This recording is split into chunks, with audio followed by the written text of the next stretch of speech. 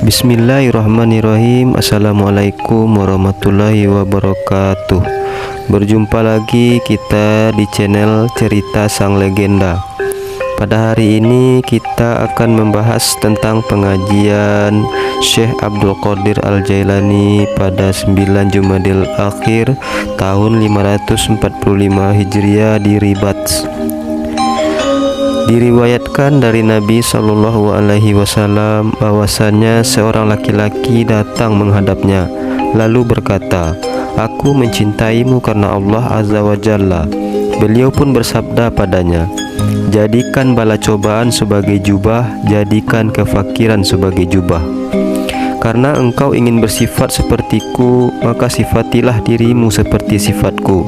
Termasuk syarat mahabbah adalah mawafaqah menurut." Dikisahkan bahwa Abu Bakri As-Siddiq radhiyallahu an rela memberikan seluruh harta kekayaannya kepada Nabi Shallallahu Alaihi Wasallam karena kesungguhan cintanya kepada beliau. Ia berbuat seperti perbuatannya dan ikut merasakan kefakiran bersamanya hingga ia ikut memanggul beban. Ia menurutinya lahir dan batin dalam kesunyian dan juga keramaian. Tetapi engkau, hai pembohong, engkau mengaku cinta pada kaum soleh, tetapi engkau sembunyikan dinar dan dirhammu dari mereka sambil mengharap kedekatan dan kebersamaan dengan mereka. Pakailah akal, ini adalah mahabbah yang bohong belaka. Seorang pencinta tidak akan menyembunyikan apapun dari kekasihnya, bahkan ia akan memberikan segala sesuatu padanya.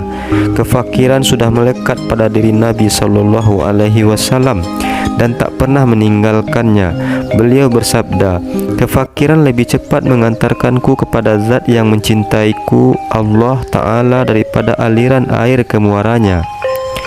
Aisyah radhiyallahu anhum menurut lebih lanjut, dunia senantiasa menjadikan kotoran yang menyesakkan kami selama Rasulullah SAW masih berada di tengah-tengah kami.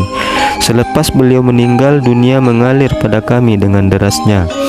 Jika kefakiran adalah syarat mencintai Rasul, maka syarat mencintai Allah adalah bala cobaan. Seorang sufi menuturkan, setiap bala cobaan disertai dengan kesetiaan, agar tidak dicap hanya mengaku-ngaku cinta Allah dengan kebohongan, kemunafikan dan riya. Maka cabut kembali klaim dan kebohonganmu. Jangan pernah engkau lintaskan ini dalam kepalamu. Jika engkau datang, maka sedekahlah. Jika tidak, maka jangan ikuti kami. Jangan bersikap parlente di depan tukang tukar uang tanpa uang, sebab ia tidak akan menerimamu dan malah akan mengeksposmu. Jangan dekati ular dan macan, sebab mereka bisa membinasakanmu.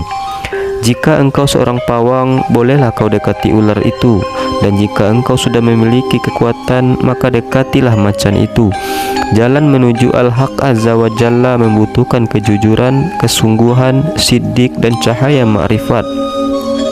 Dengan kesungguhan mentari makrifat akan muncul di hati kaum siddiqin dan tidak pernah tenggelam siang maupun malam. Wahai pemuda, berpalinglah engkau dari orang-orang munafik yang mendapat murka Allah Azza wa Jalla. Pakailah akal dan jangan engkau dekat-dekat dengan kebanyakan manusia, karena mereka adalah serigala-serigala berbulu domba. Ambillah cermin, pikir dan mengacalah. Mohonlah juga pada Allah agar memperlihatkan padamu akan dirimu sendiri dan mereka. Aku telah berpengalaman dengan manusia dan Sang Maha Pencipta. Kutemukan keburukan pada diri manusia dan kebaikan pada Sang Pencipta.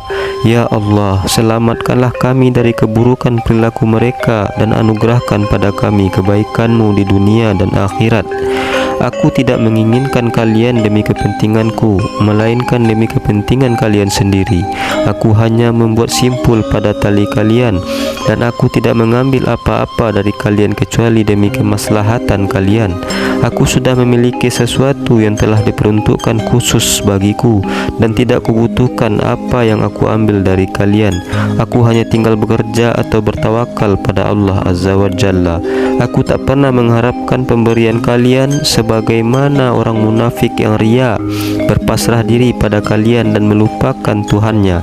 Aku adalah parameter timbangan penghuni bumi, maka bersikaplah logis dan jangan bermuka manis di hadapanku, sebab aku mengetahui kualitas baik dan rendah kalian berkat pertolongan Allah dan akreditasinya padaku. Jika engkau menginginkan kebahagiaan, maka jadilah engkau landasan tongkatku, hingga bisa ku ketuk-ketuk nadi hawa nafsumu, tabiat, setan, musuh-musuhmu, serta kolega-kolega burukmu. Mohonlah pertolongan kepada Tuhanmu dalam menghadapi musuh-musuh ini. Si pemenang adalah orang yang sabar menghadapinya, dan si pecundang adalah orang yang menyerah pada mereka. Petaka memang banyak, tapi muara hanya satu. Penyakitnya juga banyak, namun tabibnya hanya satu. Hai orang-orang yang sakit jiwa, pasrahkanlah dirimu pada seorang tabib. Jangan menuduh mereka atas apa saja yang ia lakukan padamu, karena dia lebih sayang dengan kalian daripada kalian sendiri. Membisulah di hadapannya dan jangan sekali-kali membantahnya. Niscaya kalian akan melihat segenap kebaikan di dunia dan akhirat. Kaum sufi senantiasa dalam kondisi diam secara total, mati total, dan keterkejutan total.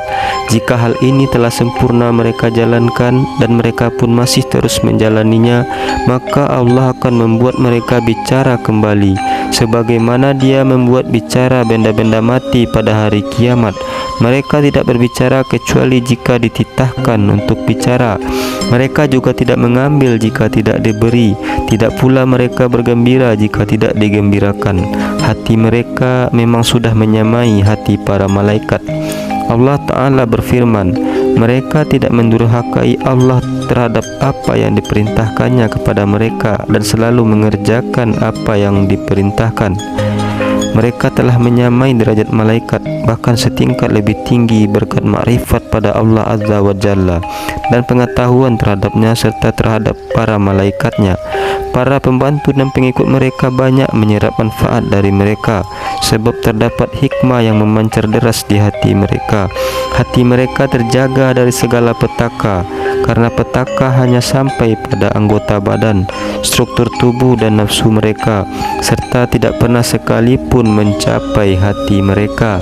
Jika engkau ingin mencapai posisi mereka, maka engkau harus merealisasikan keislaman, meninggalkan dosa-dosa baik yang kasat mata maupun yang tersembunyi, berlaku wara secara universal, zuhud menjauhi kemubahan duniawi maupun kehalalannya, merasa cukup dengan kemurahan Allah, zuhud juga dalam kemurahan anugerahnya, dan merasa cukup dengan kedekatannya hingga tak butuh apa-apa lagi. Jikalau rasa cukupmu dengan kedekatannya sudah benar-benar sahih, maka Dia akan mengucurkan anugerahnya, kemurahannya padamu. Dia akan membuka untukmu pintu-pintu bagiannya, khodo dan khodar, juga pintu kelembutan, rahmat dan anugerahnya. Dia genggam dunia untukmu, lalu membentangkan seluas-luasnya. Semua anugerah ini hanya diberikannya pada manusia-manusia pilihan, yaitu para wali dan siddiqin, karena Dia maha mengetahui akan ketakwaan mereka. Mereka tidak pernah menyibukkan diri dengan sesuatu sampai terlena melupakannya. Namun pada banyak kasus dunia tergenggam rapat dari mereka. Tidak Allah kucurkan pada mereka, karena Dia lebih suka kesunyian total mereka hanya bersamanya, kehadiran mereka hanya padanya, dan pencarian mereka untuknya. Jikalau Dia menganugerahi keduniaan pada mereka, bisa jadi mereka malah sibuk mengurusinya, duduk bersamanya dan lupa melayaninya. Inilah yang biasa terjadi, sementara hal di atas adalah sesuatu yang jarang terjadi. Adapun yang jarang terjadi ini terkait dengan hukum. Nabi SAW termasuk orang yang ditawari dunia, namun tidak sibuk mengurusinya dan lupa melayaninya. Beliau tidak menoleh pada bagian-bagian dengan segala kesempurnaan zuhud dan penentangan. Beliau pernah ditawari kunci-kunci kekayaan bumi, namun beliau justru mengembalikannya sembari berkata, Tuhan, hidupkanlah aku sebagai orang miskin dan matikanlah aku sebagai orang miskin, serta kumpulkan aku kelak bersama orang-orang miskin. Zuhud adalah anugerah kesolehan. Jika tidak, maka tidak ada seorang pun yang mampu berzuhud menjauhi bagian dunianya. Seorang mukmin bebas lepas dari beban ambisi mengumpulkan duniawi, tidak pula rakus dan terburu-buru. Dia berzuhud atas segala sesuatu dengan segenap hatinya dan berpaling darinya dengan segenap nuraninya. Dia hanya sibuk dengan apa yang diperintahkan kepadanya, dan dia tahu bahwa bagiannya tidak akan lepas darinya, hingga dia pun tidak perlu mencarinya. Dia biarkan bagian-bagian duniawi berlari mengejar di belakangnya, merendah dan memohon-mohon padanya untuk menerimanya. Wahai pemuda, engkau membutuhkan keimanan yang mengarahkanmu di jalan Al-Haq Azza wa Jalla, juga keyakinan yang mengokohkan jejak langkahmu di sana. Pada awal penempuhanmu di jalan ini, engkau membutuhkan himyan, ikat celana berisi uang sebagai bekal, dan pada akhirnya engkau membutuhkan iman. Bedanya dengan jalan ke Makkah yang dikatakan oleh sebagian kalangan membutuhkan iman dulu, baru himyan, maka jalan yang kuisyaratkan di atas membutuhkan himyan dulu, baru iman. Di awal dan akhir perjalanan, Sufyan Ats-Tsauri, semoga Allah